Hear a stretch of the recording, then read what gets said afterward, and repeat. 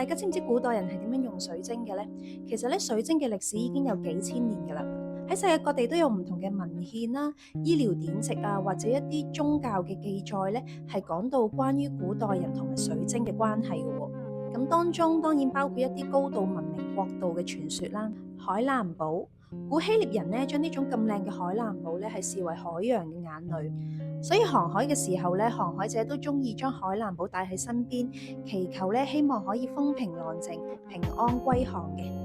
而古羅馬人咧就中意將紫水晶咧鑲嵌喺一啲酒杯上面，因為咧佢哋相信紫水晶咧係可以保持頭腦清晰啦，防止酒醉。而黑碧璽咧就俾印度視為護身符之一，戰士出戰嘅時候都會帶住佢㗎，希望驅趕一啲負能量。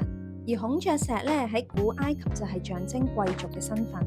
佢哋會將孔雀石雕成一啲聖甲蟲嘅外貌，象徵健康同埋新生命嘅。而呢種咁靚嘅海紋石咧，傳說喺亞特蘭提斯時代咧，啲人就中意用嚟安胎，同埋俾一啲啱啱出世嘅小 BB 咧，愛嚟防止佢成喊嘅。而月亮石咧就俾古羅馬人認為係月神嘅禮物，佢哋咧都中意喺滿月嘅時候用月亮石嚟許願，希望愛情可以永恆同埋美滿。而白水晶咧，亦都出現得最多喺宗教嘅地方。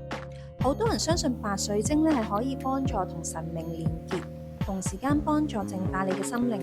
至於拉長石咧，就被北歐維京人視為係導航石，因為北歐維京人咧認為拉長石係極光嘅化身。當佢哋覺得迷惘同埋迷失嘅時候咧，佢哋認為拉長石好似極光咁樣，可以幫助引領佢哋行返正確嘅道路。無論古代對唔同水晶嘅用法同現代有咩分別都好啦，但係從古至今咧，大家對水晶咧都係覺得佢係帶住希望同埋信仰嘅。呢一樣嘢咧係從來都冇改變過。